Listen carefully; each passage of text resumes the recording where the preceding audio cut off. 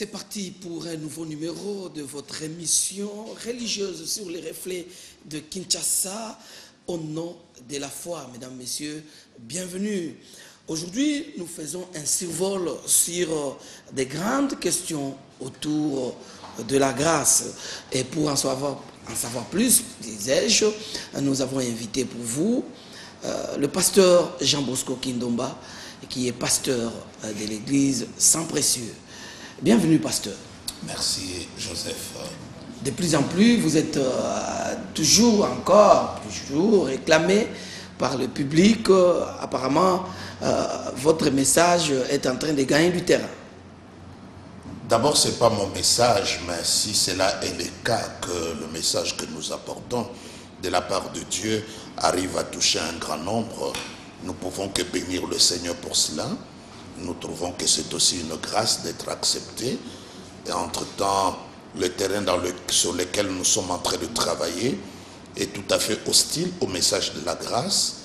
Mais si vous me dites, vous qui êtes la média, que notre message est suivi, écouté, entendu partout ailleurs, cela nous touche énormément et nous bénissons le Seigneur pour cela. Et d'ailleurs, une question me vient en tête. Finalement, le pasteur Jean Bosco Kindomba ne parle que du message de la grâce. Cependant, la Bible a plusieurs thèmes. La Bible n'a pas plusieurs thèmes. La Bible est christocentrique. La Bible tourne autour du Christ.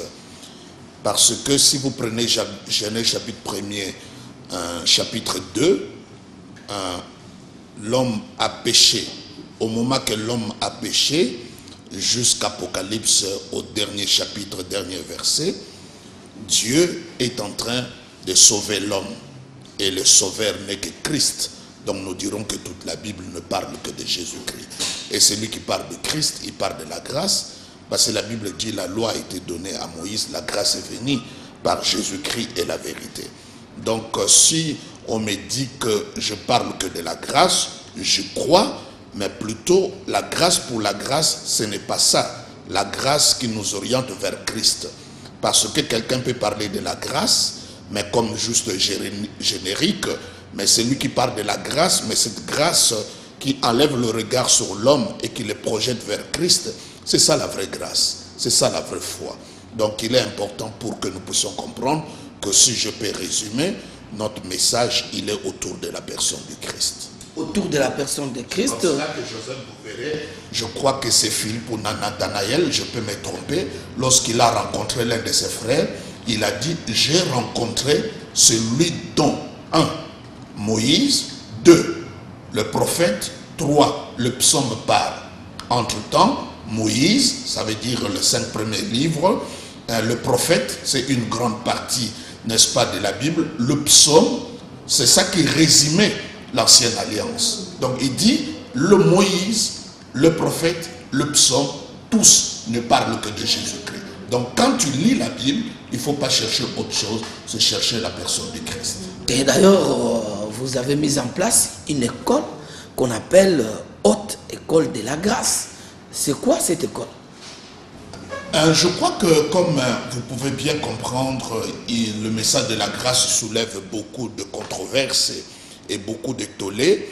C'est comme cela que Dieu nous a mis à cœur de mettre dans le marché de l'église congolaise cette grande école autour de la grâce, où le message va tourner que autour de la grâce, parce qu'il y a déjà beaucoup de facultés, il y a beaucoup des écoles bibliques, des instituts de la Bible, de théologie, qui forment en évangélisation, en missologie, mais je crois que c'est pour la première fois ici dans notre pays, et particulièrement ici dans la ville de Kinshasa, d'avoir une école qui ne parle exclusivement que de la grâce, parce que nous sommes sauvés par la grâce. Donc nous voulons parler que de la grâce. Parce que si aujourd'hui il y a controverse, c'est parce que quelqu'un a écouté le message de la grâce d'une manière tout à fait avec des brides par-ci par-là, et il fait des conclusions actives parce qu'il n'a pas toute la vérité. C'est comme ça que nous puissions donner l'occasion à tout le monde de venir à l'école pour aller en profondeur du sujet autour de la grâce. Mais pasteur Jean Bosco Kindomba, c'est une nouvelle faculté que vous créez, une nouvelle théologie. C'est quoi? C'est pas une nouvelle théologie. Vous savez, lorsque la Bible parle de la nouvelle alliance, il dit l'alliance de la grâce. Cela veut dire, la grâce, c'est pas quelque chose incidentiel. La grâce, c'est pas quelque chose sporadique. C'est pas quelque chose qui vient juste d'une manière intermittente. Quand on parle de l'alliance, ça veut dire quelque chose de permanente. Donc, la grâce, la nouvelle alliance, c'est l'alliance de la grâce. Ça, c'est un. Quand on parle de la grâce, on dit l'évangile, qui est la bonne nouvelle du Christ, c'est l'évangile de la grâce. Entre-temps, la Bible dit, vous prêcherez la bonne nouvelle à toute la création. Ça veut dire la bonne nouvelle de la grâce. Donc, il est important de comprendre que le message du Nouveau Testament, de la Nouvelle Alliance, est centré sur l'évangile, est centré sur la personne et l'œuvre de Christ. Donc, il est important de comprendre ça. La grâce, c'est pas un sujet parmi tant d'autres. Il n'y a pas autre chose qui résume mieux l'œuvre du Christ, son incarnation, le temps qu'il a vécu ici sur la terre, n'est-ce pas?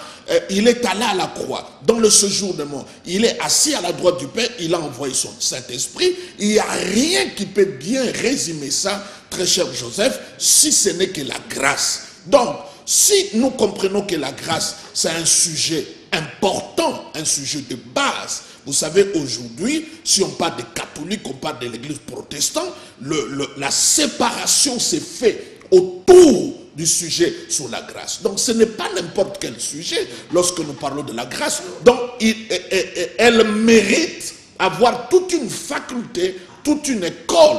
Et ça ne doit pas être n'importe école, ça doit être une haute école de la grâce. Justement, vous appelez ça haute école vu l'importance de... L'importance du sujet, c'est le fondement de la vie chrétienne, c'est la base de notre foi. La grâce, c'est Christ lui-même.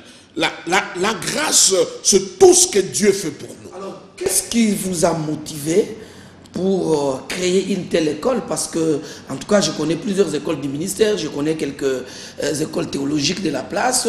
Jamais on a parlé d'une faculté de la grâce ou simplement toute une institution qui apprend aux étudiants ou aux serviteurs de Dieu les profondeurs de la grâce. Mais si Dieu fait de nous des timoniers par rapport à cela, nous en bénissons. Je crois que c'est un héritage que nous laisserons. Nous allons léguer, comme on dit, legacy à d'autres générations, d'avoir une institution qui ne parle que de la grâce. Et j'aimerais bien même vous dire que ailleurs, il y a déjà des écoles comme cela. C'est comme cela que, parce que je fais partie maintenant d'un réseau international de porteurs du message de la grâce, j'aurai même dans les années qui vont venir des visiteurs, professeurs qui viendront de partout. Parce que c'est pour la première fois ici dans le monde francophone d'avoir cette école-là. J'en bénis le Seigneur, j'en tire pas une fierté particulière, mais je bénis le Seigneur qui m'a donné la force, qui m'a donné la sagesse et la capacité d'arriver à mettre sur pied cette haute école de la grâce. Alors, la haute école de la grâce, il y a combien? Quelles sont les matières qui y sont traités, les cours qui y sont dispensés? Je ne donne pas tous les cours, mais je vais juste survoler, donner quelques cours. Par exemple, nous allons parler sur comprendre la révélation de la grâce. La grâce est une révélation. Ce n'est pas quelque chose que tu peux comprendre simplement par une gymnastique intellectuelle. Il faut que la grâce te soit révélée. C'est comme ça que nous allons parler sur comprendre la révélation autour de la grâce. Là-dessus, nous allons donner les définitions, nous allons donner les contextes, nous allons donner l'étymologie du mot, nous allons faire l'étude, n'est-ce pas, de la grâce dans toute la Bible. Donc c'est là où nous allons éclairer les étudiants autour de la grâce. Nous aurons aussi à parler, par exemple, sur la grâce dans l'Ancien Testament, parce qu'elle existe, et la grâce dans la Nouvelle Alliance, donc dans l'Ancienne Alliance et dans la Nouvelle Alliance. Donc ça fera aussi un cours pour que la personne comprenne comment la grâce, n'est-ce pas, a évolué, a voyagé depuis la création jusque dans les fins dernières. Donc nous allons aussi parler sur le leadership sous la grâce. Parce qu'aujourd'hui, beaucoup des églises néo-testamentaires, du Nouveau Testament, de la Nouvelle Alliance, l'église est de la Nouvelle Alliance, du Nouveau Testament, mais malheureusement, le leadership qui est là, c'est un leadership de l'Ancienne Alliance. Donc, il y a lieu que nous puissions parler, c'est comme ça que la Bible dit, Dieu a fait de nous des dispensateurs de sa grâce. Il a fait de nous les ambassadeurs afin que nous réconcilions Dieu avec son peuple. Donc, il est important que nous expliquons que dans la Nouvelle Alliance, le leadership est tout à fait différent. Ce n'est pas ce leadership-là qui maudit les gens, qui oblige les gens à faire des choses, qui tape sur la table, qui demande le feu de descendre. Ce n'est pas le leadership comme au genre, n'est-ce pas, du prophète Élie. Nous allons éclairer ça. Quel genre de leadership? C'est comme ça, c'est le genre de leadership qu'avait le Seigneur. Il dit, je suis doux et humble du cœur. C'est le genre de leadership où même les petits enfants pouvaient s'approcher de Jésus-Christ et Jésus pouvait interrompre son message pour s'occuper des enfants. Donc nous allons parler aussi de ce genre de leadership. Déjà par ces extraits, ça semble être très profond cette matière. Mais c'est comme ça que c'est comme ça que nous avons fait l'école, parce que je ne veux pas simplement garder ces messages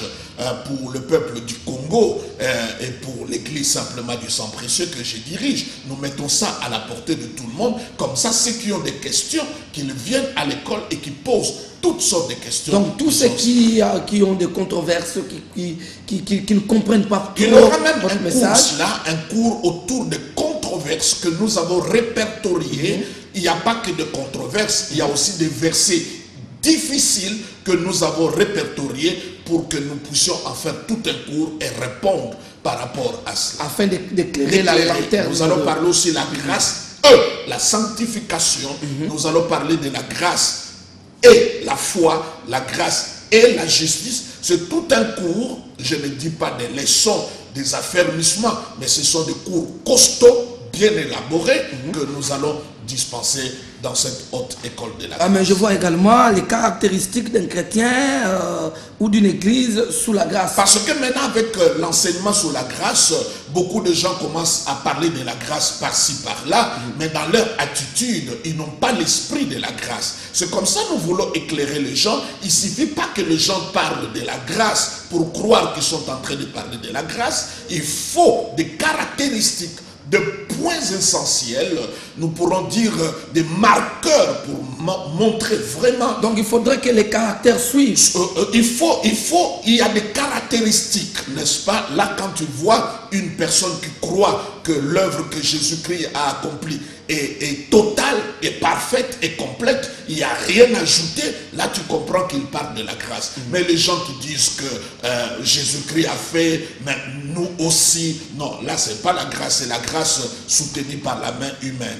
Donc nous allons parler de ces églises-là qui sont sous la grâce et qui sont aussi sous la loi. Parce que la Bible dit, le péché n'aura pas le pouvoir sur vous parce que vous êtes non sous la loi. Ça commence même par non et il dit mais sous la grâce. Donc le mais non pensez, pour articuler que nous ne sommes pas sous la loi. Vous pensez, révérend Kindoba, qu'on peut avoir une église qui marche à la fois et dans la grâce, oui, et dans la loi? C'est comme l'église de Galates. L'église de Galates, le galatianisme, c'est ça qui règne ici dans nos églises à Kinshasa, où on a un pied sur le mont Golgotha, un autre pied sur le mont de Sinaï.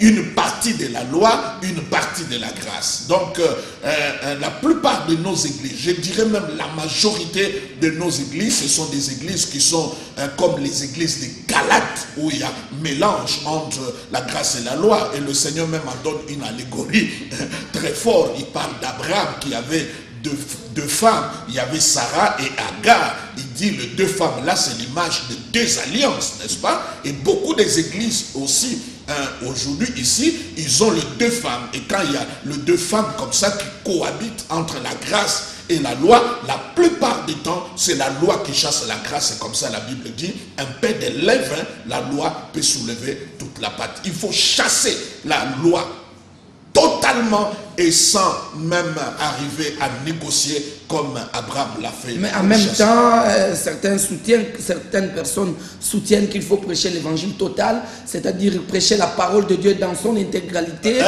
de l'Ancien jusqu'au Nouveau Testament. Toute la parole de Dieu n'est pas l'évangile. Il faut comprendre cela. Il y a la parole de Dieu qui a été donnée à Abraham en termes de promesses, la parole de Dieu qui a été donnée à Moïse en termes de loi, n'est-ce pas? Si tu fais pas ça, tu n'auras pas ça. Mais la parole de Dieu qui a été donnée à Christ, c'est comme cela. J'aimerais bien illustrer ça. Lorsque le Seigneur va être sur la montagne, n'est-ce pas? Il va transfigurer, si vous pouvez bien me souvenir, Joseph. Et quand il transfigure, la Bible dit, il a apparu d'un côté et de l'autre côté Moïse et Élie. Donc, le trois étaient ensemble. C'est le trois qui représente toute la Bible. Si je peux parler comme ça, il y a le prophète, il y a la loi, il y a Christ. Et Pierre a fait l'erreur de mettre le trois au même pied d'égalité. Mais écoutez ce que le Seigneur a dit du haut des cieux. La Bible dit, il dit, celui-ci est mon fils. Donc, il est important. N'écoutez pas la loi, n'écoutez pas le prophète. Écoutez-le, le fils qu'il faut écouter. Et la Bible dit, la loi a disparu, Moïse, et le prophète a disparu, Élie. Parce que la loi et le prophète trouvent leur accomplissement dans le Christ. Mais qui était là comme témoin? D'une part, il y avait Pierre, qui veut dire la loi, c'est la pierre. La loi a été écrite sur une pierre. Deuxièmement, il y avait Jacques. Son nom veut dire remplacer. Et de l'autre côté, il y avait Jean qui veut dire grâce. Ça veut dire la loi a été remplacée par la grâce et automatiquement. C'est un peu de l'alchimie de la grâce. C'est l'alchimie de la grâce. C'est l'alchimie de la grâce. Mesdames et il messieurs, dit écoutez-le. Donc n'écoutez pas quelqu'un d'autre, c'est celui-là qu'il faut écouter. Voilà, l'alchimie de la grâce, en tout cas, vous ne trouverez nulle part. Mais l'alchimie de la grâce, c'est autre chose encore. Oui, nous allons en parler tout à l'heure. Vous êtes en train de suivre votre émission, en tout cas, sur le reflet de Kinshasa. Vous avez déjà deux numéros au bas de votre petit écran. Vous pouvez réagir par un SMS. Vous pouvez également appeler.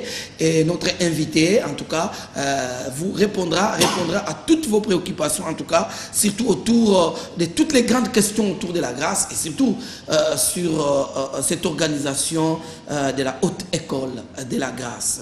Pasteur, il y a également l'alchimie de la grâce. Oui, c'est encore quoi ça?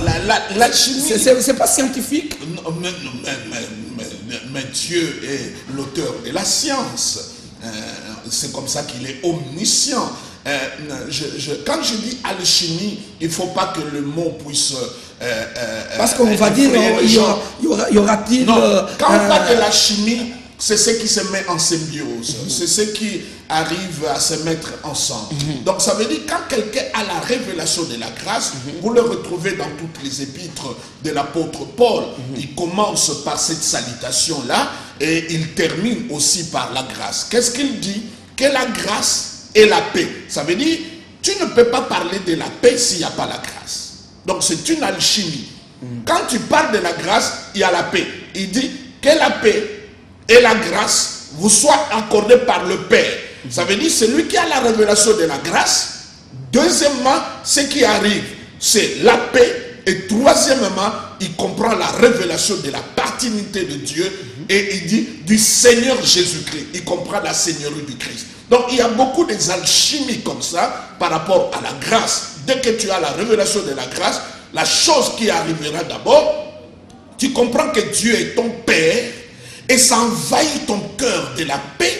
Et après tu comprends que le Seigneur Jésus est vraiment Seigneur sur les situations, sur les maladies, sur les démons, sur les échecs, sur les liens. Tu comprends vraiment qu'il est Seigneur. Mais pour que tu réalises ça, tu dois d'abord avoir la révélation de la grâce. Alors, il y a également un autre cours, découvrir la grâce à partir des expressions hébraïques et des textes originaux. Voilà. Ça donc il y a un autre cours aussi que je vais dispenser parce que pour cette première année, pour cette première session de février, je serai le seul professeur et ça me permet aussi moi-même de m'imprégner de ce cours, parce que c'est une école qui sera mobile ici et partout ailleurs, partout où il y a 30 personnes qui nous appellent, même dans d'autres pays, nous y allons pour enseigner durant un mois ou quelques semaines, si nous pouvons, tel que Dieu va nous diriger. Donc là, par exemple, ce cours est très important. Je dirais même que c'est la clé de voûte, parce que nous allons voir des expressions hébraïques attachées au mot grâce. Parce que aujourd'hui nous lisons la Bible en français, en anglais, à lingala, mais la Bible n'a pas été écrite dans nos langues là, donc il y a des traductions. Mais nous allons voir l'arrière-plan, comme on dit, le background des mots qui sont attachés à la grâce. Et nous allons voir aussi des textes originaux en grec, en hébreu, qu'est-ce que cela veut dire la grâce. Ouais. Alors, étude comparative de la grâce et de la loi. Ça, c'est une étude que je viens de terminer. J'ai soulevé au moins 150 points entre la différence de la grâce et la loi. Je me suis fait comme vraiment en train de jouer, j'étais en train de lire, écrire par-ci par-là des différences. Je suis arrivé à 150. C'est comme je mets deux colonnes, une colonne sur la grâce, une autre colonne sur la grâce, et je compare la grâce et la loi. Je suis arrivé déjà à 150 points. J'aimerais bien atteindre même 300, comme ça chaque jour nous avons une différence entre la loi et la grâce. Mais ça fera partir aussi d'un cours, parce que là je suis en train de parler d'une manière lapidaire. Pendant le cours, je vais aller vraiment en profondeur, arriver à questionner la Bible, à prendre des versets par-ci par-là, parce que la Bible, elle doit s'expliquer par elle-même. Donc quand je prends un verset, je l'explique par un autre verset. Très bien, il y a également voilà, la grâce et la vraie repentance. Oui, le problème aujourd'hui, lorsque les gens parlent de la repentance, la plupart du temps, ce n'est pas la vraie repentance. Je vous donne un exemple. Je venais il n'y a pas longtemps de le prêcher au sang précieux. Jésus, dans Jean chapitre 12, se trouve dans la maison de Marie, Marthe et Lazare. Jésus était bienvenu dans cette maison-là. C'est la seule famille où Jésus-Christ a visité plus de 7 fois, à Béthanie, n'est-ce pas? C'est cette ville-là à partir de laquelle Jésus-Christ est allé au ciel lors de son ascension. Donc, Marie, Marthe et Lazare, c'était vraiment des personnes qui avaient la place dans le cœur de Jésus-Christ, proche du Seigneur. Et chaque visite, je dis bien 7 fois, avait une signification. Mais là, les gens cherchaient à mettre la main sur Jésus-Christ. Jésus-Christ était comme un wanted, un recherché. Jésus-Christ est allé se réfugier dans la maison de Marie et Marthe. Et lorsqu'il arrive là-bas, la Bible dit qu'ils étaient en train de manger parce que Marthe a préparé le souper pour le Seigneur et Lazare était à côté du Seigneur. Et au moment qu'il était en train de manger, Marie est venue avec une bouteille contenant du parfum de nard de grand prix. La valeur que Judas Iscariote a donnée, c'est 300 deniers. Et à l'époque, un denier, c'était le salaire journalier. Ça veut dire, la femme, le parfum là coûtait un salaire annuel. Donc, elle a brisé, elle n'a pas enlevé le bouchon pour ne pas fermer après. Elle a brisé la bouteille, elle a répandu le parfum sur le pied du Seigneur et elle a utilisé ses cheveux. La Bible dit le cheveu est donné à la femme pour sa gloire. Et elle a commencé à essuyer le pied du Seigneur. Alors ça a dérangé Judas Iscariote. Il dit, oh, mais pourquoi on ne vend pas? C'est du gaspillage. Pourquoi on ne le vend pas, on le donne aux pauvres? Mais jamais ne va révéler, il ne dit pas ça parce qu'il s'est préoccupé de pauvres, mais parce que c'était un voleur. Alors regarde maintenant. Parce que Judas Iscariote, pour lui, Jésus-Christ n'avait pas de valeur. Donc 300 deniers, il trouve que ce n'est pas digne pour le Seigneur. Lorsque lui aura l'occasion de vendre Jésus-Christ, il va le vendre à vil prix, à bas prix. Il dit, donnez-moi seulement 300 pièces d'argent. Parce que pour lui, Jésus-Christ n'avait pas de valeur. Mais ce n'est pas ça là le problème.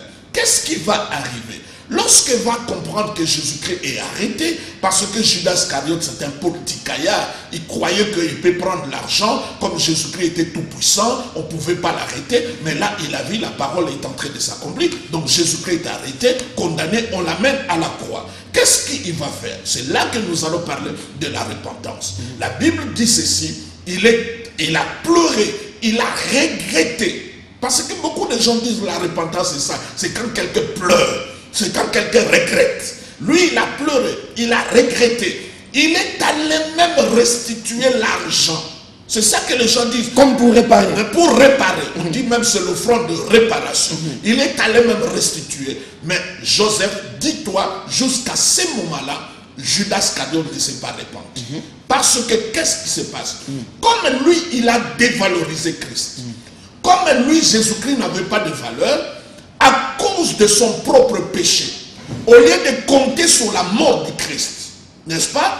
Parce que Jésus-Christ était pendu sur un bois, lui, il a trouvé que c'est sa propre mort qui peut le sauver. Il allait se suicider, il allait se donner la mort. Donc, une personne qui n'accepte pas l'œuvre du Christ, c'est une personne qui ne s'est pas repentie. C'est la même chose avec l'enfant prodigue. Quand il retourne auprès de son père, il dit quelque chose, reçois-moi comme l'un de tes serviteurs. Ça veut dire, en d'autres termes, laisse-moi travailler à la maison, comme ça je vais payer de mon propre péché. Ce n'est pas la repentance. Mais quand est-ce qu'il s'est repenti? Quand il a accepté d'aller sous la poitrine de son père. Lorsqu'il a accepté que le père manifeste l'amour, organise la fête pour lui, c'est ça la vraie repentance. Donc nous allons parler sur la repentance, parce que la Bible dit la bonté de l'Éternel nous conduit à la repentance. On ne dit pas le jugement nous conduit à la repentance, c'est plutôt la bonté de l'Éternel. Vous le verrez même Pierre lorsqu'il a péché toute la nuit et qu'il a attrapé le poisson par l'ordre du Seigneur. La Bible dit, il s'est tombé par terre, il dit, je suis pécheur, Seigneur, éloigne-toi de moi. Quand est-ce qu'il s'est repenti? C'est quand la bonté a précédé. Quand quelqu'un prêche le message de jugement, quand quelqu'un prêche sur le péché, ça ne conduit pas à la repentance. Ça te fera prendre conscience de ton péché, mais ça ne t'amène pas à la repentance. Très bien, pasteur. Et lorsque vous parlez du survol des épîtres de Paul, est-ce que c'est différent de cours des épîtres qui sont toujours dispensés dans les théologies? Je ne sais pas, parce que je ne sais pas le contenu de ce cours-là. Je vais faire un survol, n'est-ce pas, de toutes ces épîtres, parce que le but des épîtres, c'est pour nous délivrer, n'est-ce pas, de la mentalité de l'ancienne alliance. C'est le but pour lequel les épîtres sont écrites. C'est pour chasser l'esprit de la religion, c'est pour chasser le légalisme, nous établir sous la grâce. C'est comme ça que Dieu a révélé les épîtres à Paul. Très bien, pasteur. Bon, il y a plusieurs choses à dire autour de cette école-là. Bon, qui peut participer dans cette école? C'est tout le monde, pas simplement. Il faut être d'abord pasteur, consacré, avoir fait la théologie, non, c'est ouvert à tout le monde. Ou peut-être avoir un diplôme quelconque. Non, c'est ouvert à tout le monde. C'est comme ça même que j'ai prévu une traduction à Lingala, parce que je ne veux pas snober les gens pour dire que c'est une grande école et que nous soyons beaucoup plus très sélectifs. Non, c'est ouvert à tout le monde qui veut avoir et comprendre la grâce. Les portes sont ouvertes. C'est sans exception. Alors c'est tout le monde qui peut venir. Par quel mécanisme qu'on doit y venir? Il y a des inscriptions. Oui, vous arrivez simplement au centre précieux. Il y a juste une table juste à l'entrée de l'église. Il y a une personne qui est commise pour cela, pour inscrire. Et l'inscription, c'est 5 000 francs seulement. Parce que là, je n'ai pas voulu donner le Minerval, le frais. C'est chaque cours qui coûte 5 000 francs. Donc quand tu as payé 5 000 francs, tu as les cours sur la grâce et le surnaturel. Lorsque la grâce par rapport à la foi va venir, tu payes aussi tes 5 000 francs. C'est chaque cours qui coûte 5 000 francs. Et y a-t-il de support pour tout ça? Je n'ai pas voulu donner les supports d'un premier temps. J'aimerais bien que les gens écrivent. Afin qu'ils s'imprègnent eux-mêmes de la matière. C'est très bien. Et que les gens arrivent aussi à acheter des DVD, les CD pour aller écouter à la maison pour mieux assimiler. Et c'est pendant combien de temps? C'est un mois. Nous partons du 15 janvier au 18 15 février plutôt, excusez-moi, jusqu'au 18 mars. C'est tous les jours de 9h à 13h avec une petite pause café au milieu de la journée. Et voilà, ça sera... Tous les jours, ça suffit du lundi à vendredi, à l'exception des samedis et dimanches. Très bien. Ouais.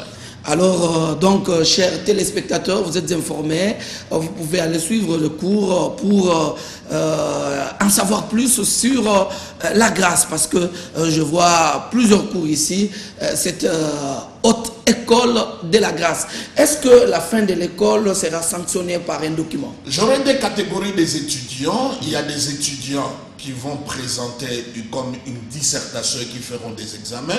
Il y a un autre groupe d'étudiants qui vont travailler en groupe, n'est-ce pas, qui auront un certificat. Il y a d'autres qui auront des diplômes. Et j'aurai aussi retenir à la fin, n'est-ce pas, ceux qui vont se distinguer pour les sessions qui vont venir pour qu'ils arrivent à m'assister. N'importe quelle église. Bon? Voilà. Mesdames, Messieurs, vous êtes en train de suivre, en tout cas, votre émission qui continue sur le reflet de Kinshasa.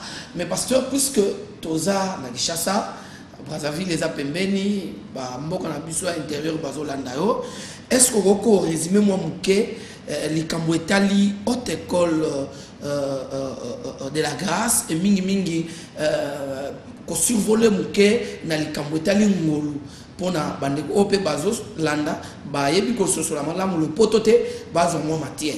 Oui, na sepeli mingi Joseph tant mbala mingi toza côté ya lité ya oyo pona tina ya ngolu bato baza ko tuna mituna ebele pe bato mingi kaboli bato ebele bato mingi bazo bunda autour na yango yango na nzambe apesi biso bwanya poto koka kosala kelasi ya likolo ya kosunga bao nyoso baza na mituna pe bao nyoso balingi ko manyola pe ko sosola bozindo ya likambo oyo etali ngolu bakoka koya na kelasi yango eza na sans précieux mikolo nyonso lundi kino mokolo ya vendredi de 9h à 11h toza kotangisa kuna ekobanda le 15 février tu le 18 mars moto nyonso akoya na 5000 francs na ye congolais akobanda bakour na ye akobanda na etelo wana ngai moko na koteya bakour nyonso oyo na uti kotanga awa na lokoto ya français. Alors bakour nyonso wana kopesama pendant un mois. Ce qui est silité, na ba session spéciale. Mais je voulais profiter aussi, Joseph, pour dire qu'au mois de mai, nous aurons maintenant la session du soir, qui va partir de 20h à 22h. Parce que cette session ici, c'est la session du jour. Oui. De 9h. De 9h à 13h. Nous aurons une autre session du soir au mois de mai qui partira, n'est-ce pas, de 20h à 22h. Nous allons donner les dates lorsque cela va commencer. Et pour comprendre tout sur la grâce. Vous comprendre tout sur la grâce. Nous n'avons pas la prétention de tout connaître. Mais ce que Dieu nous a mis à cœur par la grâce qu'il nous a donnée, sous l'inspiration du Saint-Esprit, nous allons partager. Et je crois que vous-même vous rendez compte que je n'ai pas mis de petites choses, ce sont des cours costauds, ce sont des vraies vérités de la Bible que nous mettons, n'est-ce pas, à la portée de tous les chrétiens. Alors, pasteur, à quand JBK Post de février, mars et avril, comme vous l'avez promis au public? Oui, demain déjà, l'imprimerie, c'est l'imprimerie qui nous a, on le fait imprimer en Afrique du Sud. L'imprimerie a eu des problèmes, ils ont eu de vacances qui ont fait plus d'une semaine, c'est comme ça le retard. Donc déjà, de demain le 10, l'imprimerie va nous déjà donner les livres et à partir du 15, nous aurons déjà JBK Post directement février et mars. Nous n'aurons pas seulement pour un seul mois, mais nous aurons pour 2 mois. Et au même moment, nous préparons déjà pour les mois qui vont venir. Mais je remercie tous les téléspectateurs et tous les amis, tous les pasteurs qui ont vendu JBK Post. Il s'est bien comporté dans le marché. Les gens ont beaucoup apprécié. Mais s'il y a quelques erreurs, quelques fautes, prière de nous en excuser. Nous allons toujours nous améliorer pour vous servir. Et il y a encore d'autres livres en perspective? Oui, il y a 2 livres cette année. Je vais mettre sur le marché des livres, mais ça sera vers le dernier semestre de l'année. Donc, le pasteur Jean Bosco Kindomba est partout. Il est dans la il est écrivain, il est docteur de la parole, il est finalement... J'en tire pas une gloire, c'est comme l'apôtre Paul dit, toutefois ce n'est pas par moi-même, c'est la grâce que Dieu m'a donnée. Je crois qu'au bout de beaucoup d'années de marche avec Dieu, nous pouvons être capables de produire des choses comme Alors, ça. votre dernier mot, parce que nous sommes à la fin. Mais c'est une invitation que j'adresse à tous les enfants de Dieu de venir s'inscrire au sang précieux pour la haute école de la grâce qui commence du 15 février jusqu'au 18 mars. J'ai essayé un peu de donner, que vous pouvez aller dans notre site web, même aller aussi dans notre page Facebook pour poser des questions et nous allons vous donner les indications. Voilà un peu, mais comme vous le savez, mon dernier mot c'est toujours Jésus et c'est toujours Jésus. Voilà, c'est la fin de cette émission. Mesdames, Messieurs, merci de nous avoir reçus chez vous. Au revoir. God can, throughout your test and trial.